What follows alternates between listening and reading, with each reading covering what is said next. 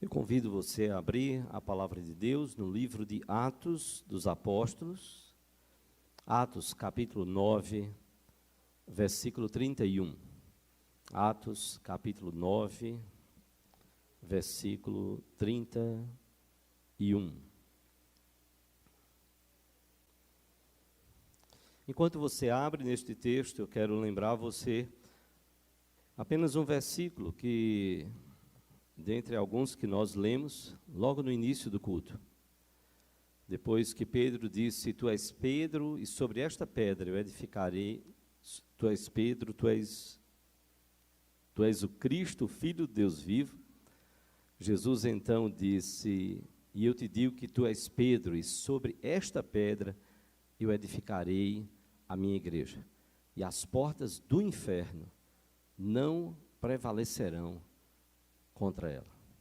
As portas do inferno não serão capazes de deter o avanço da igreja, que dirá um vírus. Como nós precisamos crer. Se as portas do inferno não seriam capazes de deter o avanço da igreja, o cumprimento da missão, porque ninguém menos é Senhor da igreja do que o Senhor Jesus Cristo. Ele que venceu a morte. Não é um vírus, nem nenhuma outra coisa, se as portas do inferno não podem deter a igreja do Senhor Jesus. Atos 9, 31. Atos 9, 31. Se você puder ficar de pé, nos diz a palavra de Deus. Eu quero convidar você a lermos juntos esse texto. É apenas um versículo, mas tão profundo e tão precioso. É um resumo do que a igreja estava desfrutando naqueles dias tão difíceis de perseguição, e que agora parecia ter um vislumbre de pelo menos um arrefecimento, uma diminuição da perseguição com a conversão do apóstolo Paulo. Mas a igreja não deixou de ser perseguida, para a gente não pensar que a partir daqui foi um mar de rosas para a igreja. É só você ler o restante de todo o livro de Atos, até chegar no capítulo 28, e o próprio apóstolo Paulo, quanto ele sofreu por amor ao evangelho. Vamos ler juntos, Atos 9, 31, vamos ler. A igreja, na verdade, tinha paz por toda a Judeia, Galileia e Samaria, edificando-se e caminhando no temor do Senhor, e no conforto do Espírito Santo, crescia em número. Amém. Vamos orar por nossas vidas, depois nós vamos dar uma orientação com respeito às nossas crianças. Vamos curvar a nossa fronte.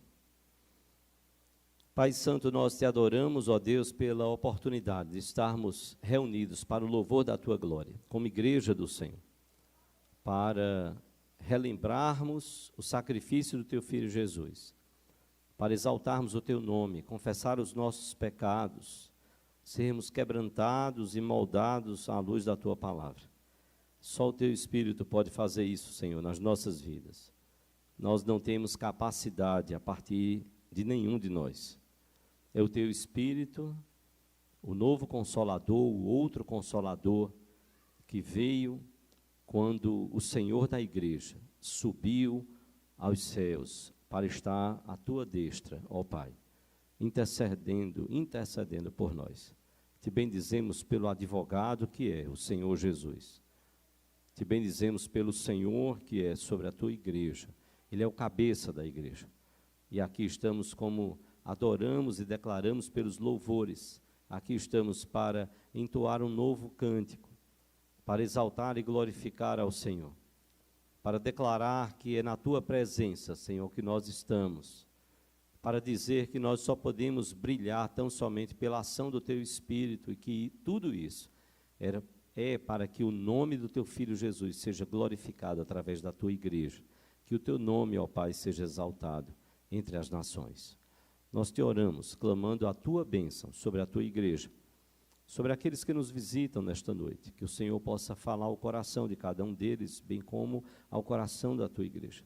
Nos faz compreender a Tua palavra, ó Pai. Nós pedimos que o Teu Espírito possa agir com todo o poder sobre cada um de nós. Em nome de Jesus e para a glória dele. Amém, Senhor. A igreja pode assentar-se. As nossas professoras do culto noturno, elas estarão já se posicionando. A gente quer pedir que as crianças de 5 a 12 anos, este está sendo um primeiro culto infantil, depois de todo esse contexto do nosso retorno. Então, as crianças, esta primeira experiência, a gente quer pedir, criançada, não tire a máscara e não se agarre a outras crianças. Então, crianças de 5 e nem se agarre às tias, tá certo? Então, todos nós nos amamos, as tias, as professoras vão estar lá orientando. Então, as crianças de 5 a 12 anos que desejarem, elas podem vir devagarzinho, as professoras podem vir à frente. Esperem só um minutinho, só para ver se tem mais alguma criança, para sair tudo direitinho. Se algum pai, alguma mãe precisar ir com elas, não tem problema, pode acompanhá-las. Disse Jesus: eu edificarei a minha igreja, e as portas do inferno não prevalecerão contra ela. A igreja esteve durante um bom tempo, o templo, vamos melhor dizer, esteve com as portas fechadas, mas não a igreja. Eu espero que a igreja no seu lar não tenha fechado. Bom, não tem culto para ir, não, então a gente vai ver Faustão, vai ver Fórmula 1, vai ver esporte espetacular, sei lá, Globo, alguma coisa aí que você vê. E aí você diz, bom, não tem culto lá no templo, então eu passo a semana todinha e não leio a Bíblia, não tem culto. Os pequenos grupos não podem se reunir, paro de ler a Bíblia. Os grupos de oração nos lares não podem se reunir, então eu paro de orar. Não, a igreja não para. E é muito interessante o texto que é escrito aqui pelo médico, por Lucas, médico amado, como assim ele é chamado no Novo Testamento. Que grandes desafios a igreja viveu. A igreja foi tremendamente perseguida. E não era vírus, era gente. Não era, podia pegar um ou outro, pegava e matava. A igreja teve os seus membros levados para a arena, para diversão do povo, porque a princípio era divertido soltar os cristãos dentro da arena, soltar as feras e ver como eles reagiam. E depois passou, diz a história, porque a Bíblia não relata isso, que coisa boa, é a história da humanidade que diz. Os historiadores daquela época que falam, que perdeu a graça. Não tinha mais graça ver, então, pessoas que não eram gladiadores, não eram lutadores, que não pegavam em armas, mas que no momento que as feras eram soltas, elas se curvavam, se colocavam de joelhos, elas davam as mãos, elas se abraçavam e elas morriam ali. Começou a perder a graça. Se você nunca assistiu nenhum filme, veja o Gladiador. E aí você vê gente lutando pela vida. É entrar para dizer, daqui não tem meio termo. Ou eu saio vivo, ou eu saio morto. Ou eu saio com as minhas pernas, ou eu saio levado morto. E os cristãos morriam ali na arena. Os cristãos foram usados como tochas humanas para iluminar a cidade de Roma. Quanto sofrimento passou essa igreja? E Lucas então registra e diz, a igreja, na verdade, tinha paz. Porque paz na Bíblia não depende das circunstâncias. Você lembra de um louvor que foi da sua época? Essa paz que sinto em minha alma, não é... Lembra? Foi da sua época. Graças à internet eu tive a oportunidade de conhecer, né? Coisa boa. Essa paz que sinto em minha alma não é porque tudo me vai bem. esta paz que sinto em minha alma é porque eu amo ao meu Senhor. É porque nós fomos amados primeiro, que nós amamos, e quando amamos, quando servimos, quando dedicamos nossa vida, há uma paz que enche o nosso coração, em meio às maiores atrocidades, adversidades, obstáculos, problemas. Alguém já disse que a verdadeira paz não é a ausência de guerra, mas a presença de Deus. A verdadeira paz não é a ausência de guerra, mas é a presença de Deus, é a presença de Deus que nos traz paz. Os primeiros cristãos, eles foram perseguidos brutalmente até a morte. Os primeiros cristãos, eles foram acusados falsamente, porque pessoas que tinham interesse os acusavam perante os tribunais romanos, porque queriam que eles, condenados à morte, as suas posses ficassem com essas pessoas. Eles tinham interesses materiais, ainda que isso custasse a vida de cristãos.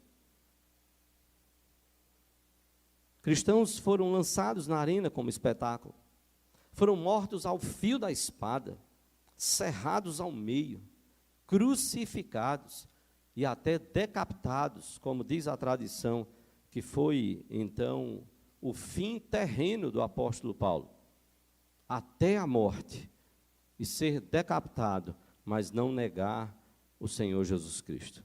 E a Bíblia então diz, e eles desfrutavam da paz.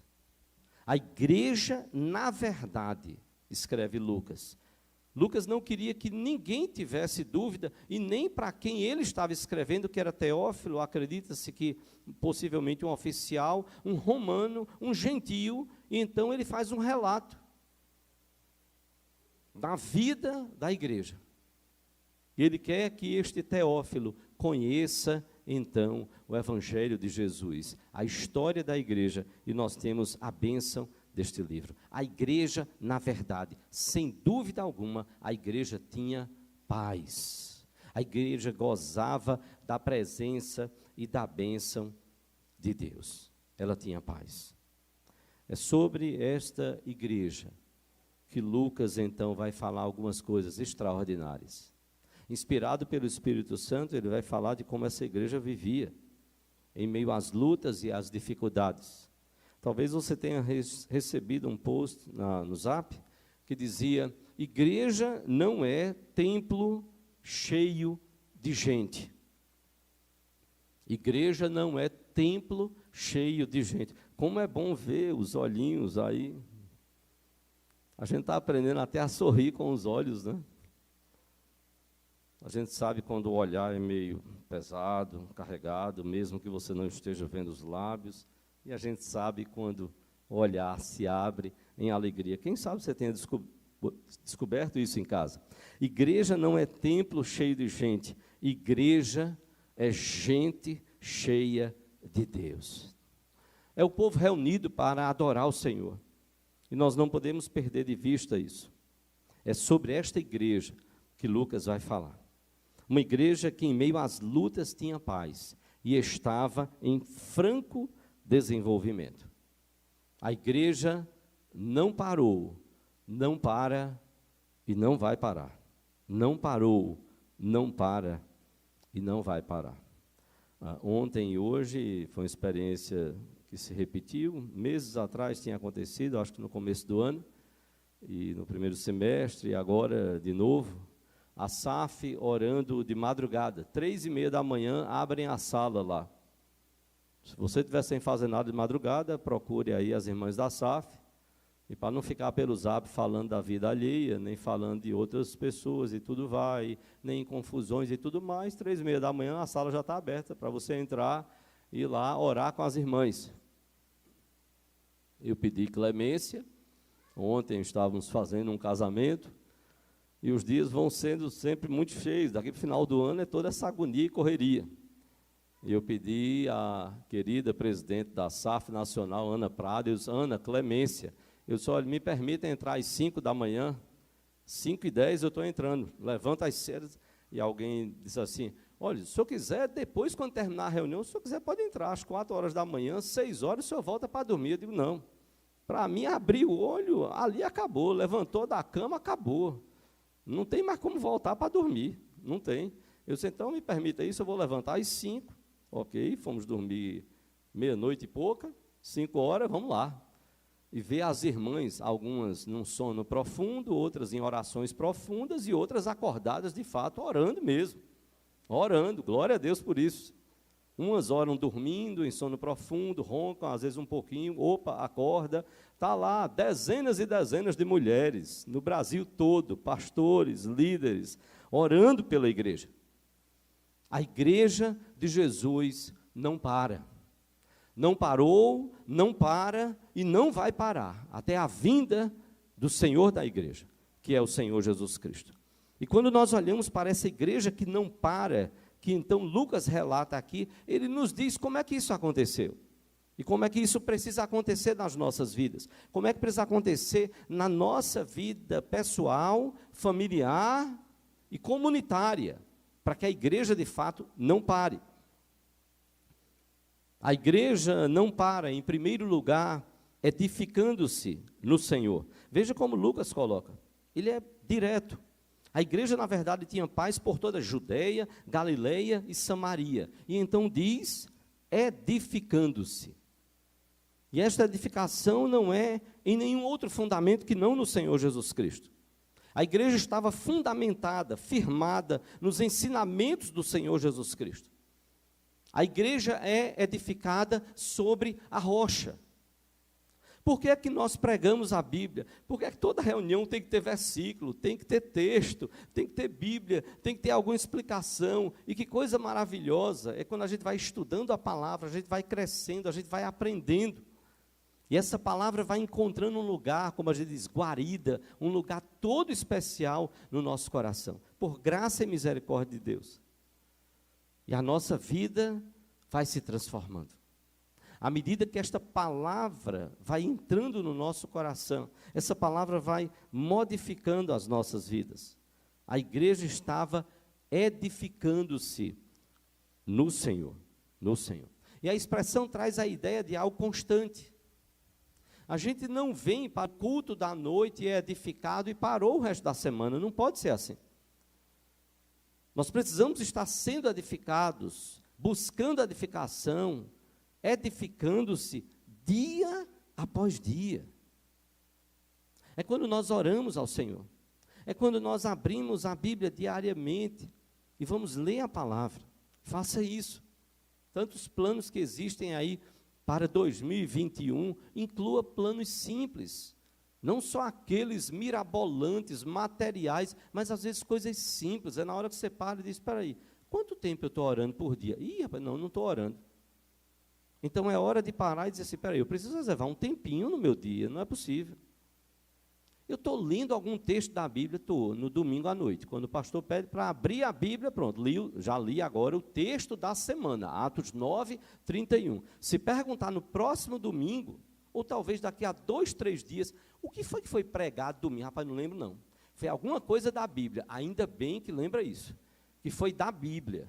Ele vai dizer, foi do Alcorão, foi outro livro, não, foi Bíblia, foi pregada a Bíblia. Porque nós precisamos estar nos edificando. E nós precisamos ser edificados sobre a rocha. Nós podemos ler outros livros, sim, mas a nossa edificação, a nossa base é a Bíblia.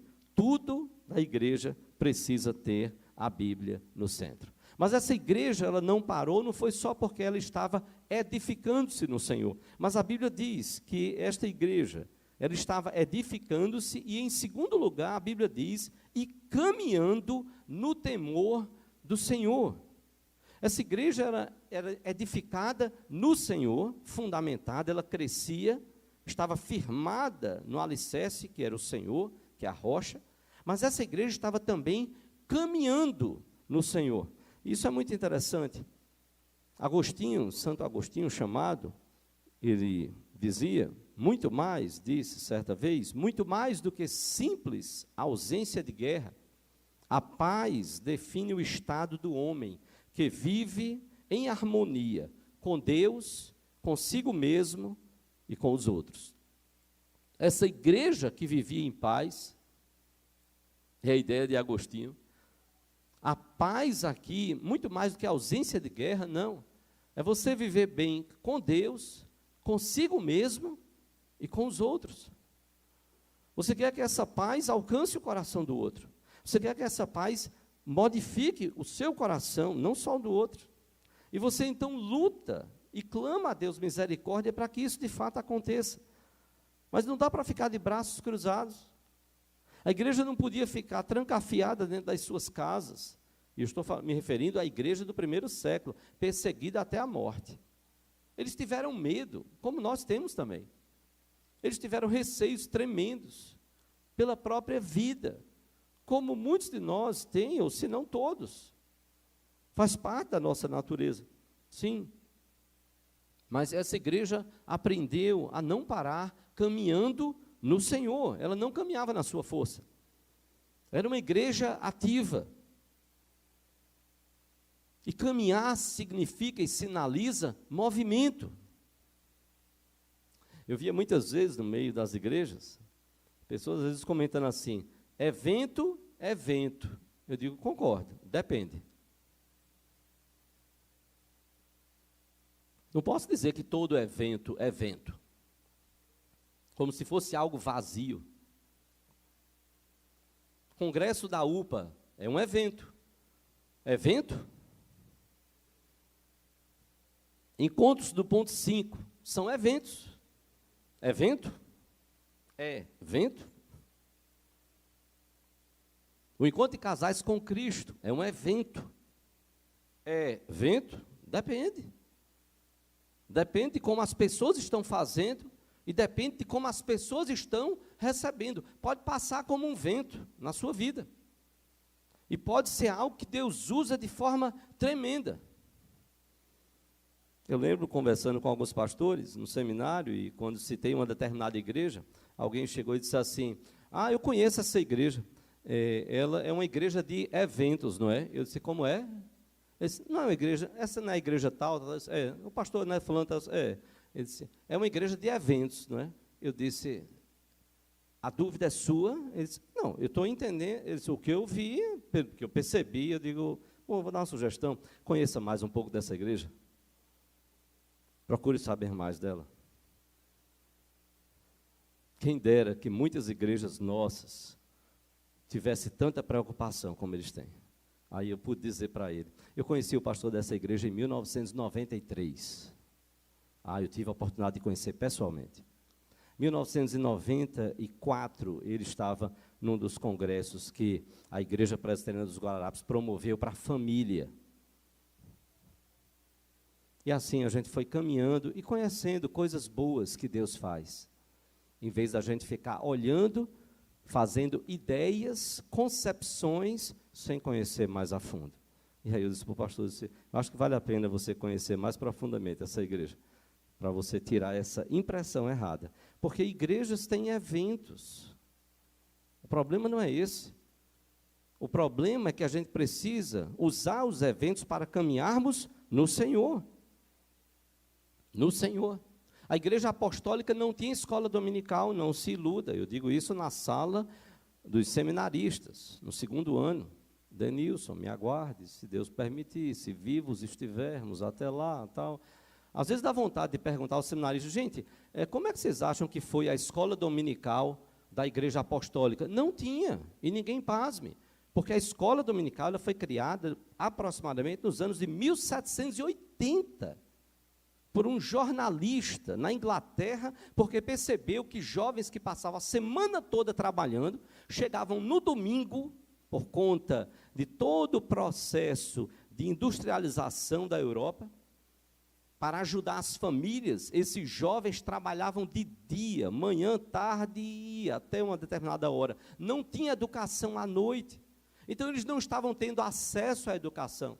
E quando chegava, então, no domingo, ficavam perambulando pelas ruas. E esse jornalista da igreja anglicana na Inglaterra, na cidade de Gloucester, ele chegou e disse, olha, a gente tem que fazer alguma coisa. Essa juventude está se perdendo. As gaiolas prisionais inglesas estão se enchendo de jovens. E então ele pagou do bolso para que professores dessem aula pela manhã de língua inglesa, de matemática, de boas maneiras e Bíblia. Tinha gente, aproveitavam para ensinar a Bíblia. Ali foi o embrião da escola dominical. A igreja não tinha escola dominical. E é um programa, um evento maravilhoso, desde que bem usado. Desde que seja para edificação, para que a igreja esteja edificando-se e para que a igreja esteja caminhando no temor do Senhor. Aí sim, aí é uma bênção. Todo evento que está preocupado em levar a igreja a edificar-se no Senhor e caminhar no temor do Senhor é bênção. É pensar nessa igreja que é dinâmica, ativa, com os dons, talentos dados pelo Espírito Santo. Ministérios diversos que estão voltados para a evangelização e edificação da igreja. Isso é bênção. Porque por onde essa igreja apostólica ia, perseguidos ou não, eles deixavam a marca de Cristo. A marca de Cristo. Um outro post que foi colocado aí nos zaps era: a igreja não está fechada. Ela está em casa orando. Isso precisa ser verdade nas nossas vidas. A gente ter conversas sobre o Evangelho. A gente conversar sobre como a gente pode se dedicar mais na igreja. A gente sonhar com as programações, com os trabalhos. Já quero convidar você, casal, para investir tempo no seu casamento. Investir tempo. A gente precisa investir.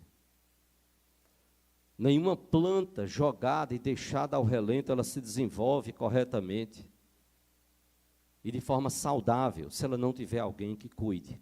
Tem que cuidar. Tem que adubar, tem que levar a quantidade de sol necessária, tem que receber água na medida certa. Uma planta bem cuidada, um jardim bem cuidado, é outra coisa. Então nós precisamos investir. Sábado tem encontro aí para você. Na parte de avisos a gente vai falar. E você, quem sabe que está sonhando em casar, também para você. Invista. Invista na sua vida. Para diminuir os gabinetes e aliviar um pouquinho para os pastores. Aliviar um pouquinho para os líderes de pequenos grupos de casais e por aí vai.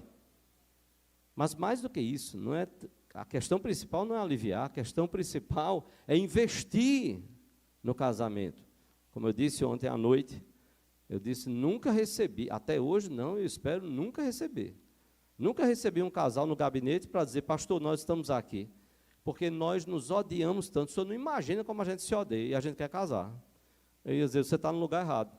Aqui é a igreja, o manicômio, ele fica ali, ó. Tem um ali, um hospital psiquiátrico, ali em Parnamirim. Se você quiser, eu levo você lá para ajudar. Mas está no lugar errado. Você quer casar porque vocês se odeiam? Não. Começa como um sonho e termina como um pesadelo. E quando você vai ver, não investiu o que deveria investir. Não fez sua parte. Ou não fizeram a parte. Não se comprometeram diante do Senhor. Então nós temos que amar o Senhor, cuidar da nossa família, cuidar do nosso casamento. Deus há de nos abençoar. Porque não é só dois, não só são dois.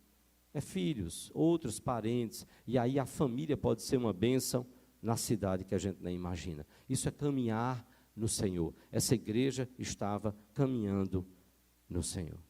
A igreja não estava fechada no momento que não podíamos ter reuniões no templo. A igreja estava de casa em casa, e nós esperamos que a sua casa também tenha feito parte daqueles que estavam de casa em casa, orando e buscando ao Senhor. Mas por último, a igreja não estava só edificando-se no Senhor, a igreja não estava só caminhando no Senhor, mas também essa igreja, a igreja que não para, ela estava crescendo no Senhor, fortalecidos, encorajados, animados pelo Espírito de Deus para continuar a caminhada. Assim foi a igreja apostólica. Quanto mais cristãos morriam, mais pessoas entregavam as suas vidas ao Senhor Jesus Cristo. O mundo não entendia como é que essas pessoas eram capazes de sofrer tanto e continuar servindo a este Deus. Nós não fazemos ideia. Essa é a grande verdade.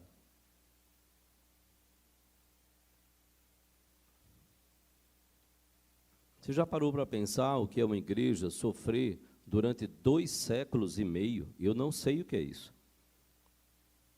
Nunca sofri perseguição.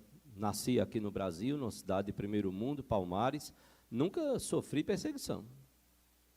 O máximo que aconteceu foi um folheto distribuído na rua, e quando eu virei as costas, que entreguei a pessoa, que saí, alguém olhou para mim do grupo de jovens e fez assim, ó, fez um sinal. Quando eu olhei meio de relance, a pessoa tinha amassado e jogado no chão. Mas ele não falou nada contra mim. Não me bateu, não me xingou, não fez nada. Só amassou o folheto, jogou e foi embora. Eu vou chamar isso de perseguição? Não. Eu não sei o que é perseguição. Mas essa igreja soube. 2 séculos e meio sendo perseguida. 250 anos, uma igreja perseguida. Mas incrível. Pessoas morriam e mais pessoas eram levadas aos pés da cruz, a crer no Senhor Jesus Cristo, a entregar as suas vidas, conheciam a mensagem do Evangelho, eram tocadas pelo poder do Espírito Santo e transformadas as suas vidas, famílias e tantos outros.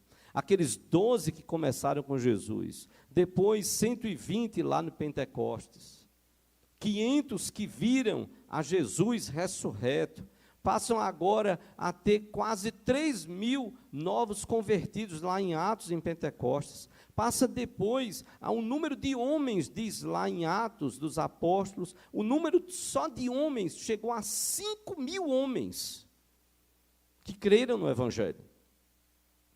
O que então alguns estudiosos fazem cálculos de que aquela igreja apostólica chegou a algo em torno de 10.000 pessoas. O poder do Evangelho alcançando vidas no Império Romano, transformando vidas. O Senhor acrescentava-lhes dia a dia os que iam sendo salvos. E nós precisamos continuar a pregar o Evangelho. Nós precisamos continuar aproveitando todas as oportunidades que nos forem dadas. Aproveitar um contexto desse de pandemia para falar do Senhor, para levar a mensagem do Evangelho. Esta foi a igreja do primeiro século de nossa era. Nós, Igreja Presbiteriana da Encruzilhada, nós somos parte da igreja do Senhor Jesus. Somos parte daquela igreja lá do primeiro século, neste terceiro milênio que nós estamos vivendo. E o Senhor deseja que nós sejamos também uma igreja que não para. Uma igreja que não para. Uma igreja que está buscando edificar-se no Senhor, caminhar no Senhor e crescer no Senhor. Nem numerolatria, nem adoramos o número, nem numerofobia, medo de crescer. Não, temos que pregar a mensagem do Evangelho. Crescimento não somos nós que damos. É o Espírito de Deus quem faz. É Deus quem faz e é para a glória dele. Nós temos desafios tremendos. Parece que quando falam a vacina está chegando. Que bom, e a gente deve celebrar. Mas a gente deve também se perguntar, Senhor, a minha maior e única esperança é a vacina, então eu sou um dos mais infelizes de todos os homens. Se a minha felicidade se restringe a uma vacina, parafraseando o que Paulo fala lá aos Coríntios, eu sou um dos mais infelizes de todos os homens.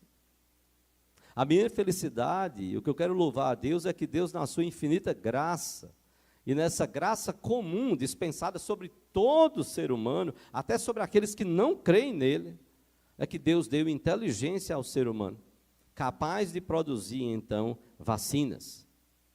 E a Deus eu quero louvar. Reconhecemos o trabalho humano, o louvor para a glória de Deus.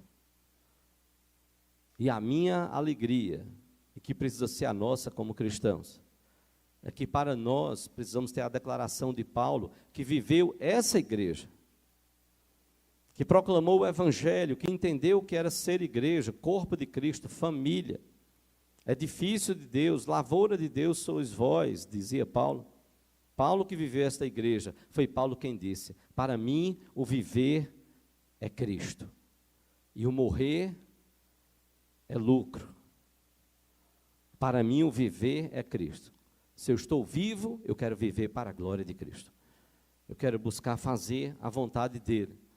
Eu quero ser e viver a igreja conforme a vontade dele.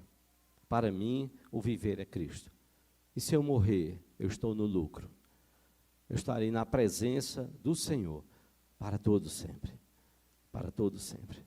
Ficar é bom demais, se nós ficamos para viver segundo a vontade de Deus, para viver a igreja e fazer tudo para a glória do Senhor da igreja. Partir é melhor. Eu sei que a gente acha meio estranho, né? Pastor, é melhor mesmo?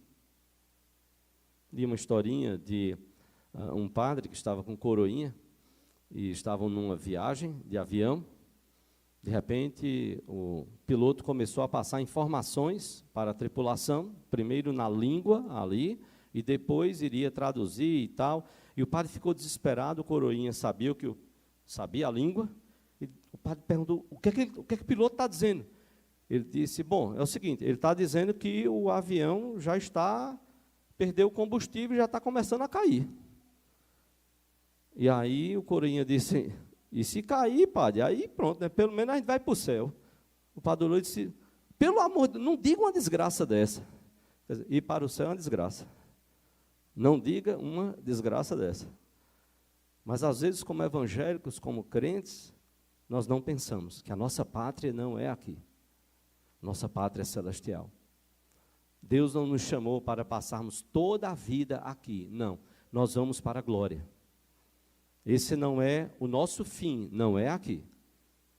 Aqui, enquanto vivermos, Senhor, ó Senhor, nos dá a graça de que o viver seja Cristo. E quando morrermos, Senhor, nós saberemos que estaremos em algo incomparavelmente melhor ao que nós temos aqui. Se é para ficar, Senhor, que seja para honrar e glorificar o Teu nome. Os desafios que a igreja tem é porque nós estamos tendo contradições e problemas terríveis, até mesmo no meio das famílias. Que igreja você quer ser? Nunca me saiu da cabeça a pergunta de um pastor americano, idoso, e essa pergunta tão simples, até hoje ecoa no meu coração. Que igreja Jesus está edificando no seu coração? Que igreja? Ah, pastor, eu sei o que é igreja, pastor. Eu nasci em igreja. Deixa eu contar para o senhor uma história. Não, eu quero saber a história de Jesus, a sua não. A sua que você vem detonar, a igreja de Jesus, não, eu quero saber do dono da igreja. E ele sabe. Por que ele morreu por essa igreja? Essa história eu quero saber. A sua, quem sabe você está precisando de ajuda para entender a igreja dele. Ah, pastor, porque olha, eu conheço umas pessoas de tal e tal igreja, certo? Essas pessoas, elas são os senhores da igreja, o senhor da igreja, não é não. Ah, tá certo. Eu quero saber do senhor da igreja. Eu quero saber da palavra do senhor da igreja, o que é ser igreja. Porque quando eu souber o que é a partir da Bíblia, agora vem cá, agora conta a tua história. Ah, foi assim? Não, isso aqui está errado. Ó, porque o senhor da igreja está dizendo isso. Então, isso aí que você viveu de igreja, está errado. Isso é doentio, isso não é saudável, a partir da palavra do Senhor da igreja. Porque essa igreja que não para, ela está edificando-se no Senhor. Essa igreja que não para, ela está caminhando no Senhor.